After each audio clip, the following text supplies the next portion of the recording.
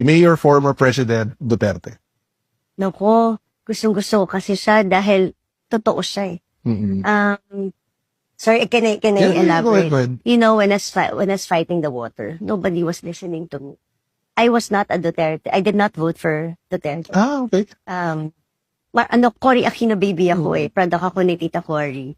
So, nung iniimbestigahan ko yung tubig, I really submitted it to former President Noynoy Aquino. Pero no one was listening to me kasi nandun si Secretary Singson tsaka si Secretary Almendras. Eh, parehong Manila Water, Manila diyan. So, naka-cordon ako. Hindi ako napapakinggan. When President Digong sat, I don't know him. I never knew him. I just submitted all the investigation. And then I was given a chance to present to Secretary Panelo. Discuss ko lang isa-isa. And then lagi lang ako nagpapadala. And then siya lang yung only president who acted. And then talagang sinabihan yung Manila Water and Maynila. Ano kayo, nasisiraan ba kayo ng ulo? Ba't ko babayaran yung arbitration ruling sa Singapore? I remember that. Tapos pinaluhod niya yung dalawa para tumino. Lahat ng sinasabi ko, nangyari. Public utility company na sila ngayon. Pinagtatawanan ako, Carlo, a decade bago na-solve to. It only took the president, Digong, para mapakinggan yung matagal ko ng investigasyon sa akin. Kaya, doon, makikita mo yung, kahit di kanya kailangan mo lang palakasan, facts lang. Tsaka yung first time namin naramdaman na nakakatulong kami sa mga ospital na talagang yung malasakit center was really something. And you know, nung pinapasa yung batas ng itong free college tuition fee, ilang dekada namin pinapasa to sa Kongreso. At lagi sinasabi, walang pera, walang pera, walang pera. Pero nangyari noong panahon ni Digong. Ginawa niya ng paraan, nagkapera.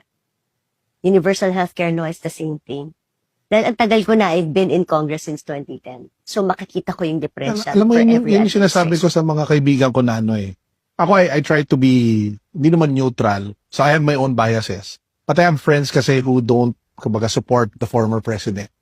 And I always tell them na if you spend time just analyzing kung ano yung pinaglaban niya and what he stood for. And yes, he was not perfect. Yeah, he's not perfect. Far Nobody from is. it. Yeah. Far from it. But you can kinda understand kung bakit mahal talaga siya ng mga tao. Political will. At saka sa kanya bumaba, nag-trickle down ang pondo. Literally. We can feel it kasi we're legislators eh. We can feel it because nasa ground kami. At saka talagang makikita mo yung presyo ng drugs really increased during his time. Yung mga palagi kinukata ni Kong Yung Rob. drugs, yung masamang drugs, ha? Hindi Masamang yung gamot. drugs. Oh, sorry.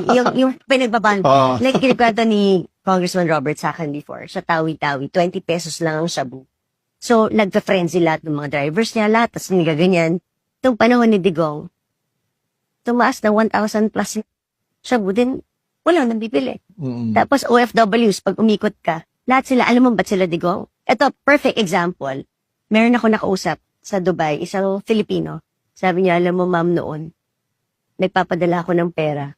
Nananakaw yung pera kasi nagda-drugs yung pamangkin ko na nagbabantay sa nanay ko. Oh, kaya pala. Oo. Tapos nung naging si Digong, tumigil yung pamangkin ko. Kaya yung pera na iipon ng nanay ko. Ngayon, bumabalik na naman ng drugs. Pinalayas ko na dahil ng drugs ulit yung pamangkin ko. That's just one story. Yan ang story ng lahat. Kasi yung pera pinapadala ng OFWs, that's why they love the former president. Kasi napupunta sa droga. Kaya yung dedication niya, no? Kahit nandun siya sa Hague, ang daming pupunta talaga Kasi eh. naramdaman nila yung perang pinadala nila, hindi na aksaya ng pamilyang pinagpadala nila ng pera, hindi na ubos sa drugs. Eh, yun hindi nakikita ng marami. Talaga ang mga pulis noon. Noon. Ngayon, Operative work. I don't know. I mean, I'm just saying the difference. Ngayon, marami na namang snatcher. Marami na namang nakuha. Nawala lahat yan nung panahon nila. I mean, isang araw lang, munting na ako manakawan. Alam mo, maano naman mo to. Siyempre, umikot kami sa barangay eh. Kausapin mo lang yung mga barangay officials. They will tell you. Marami ka na makuha. Marami ka makuha. Sorry.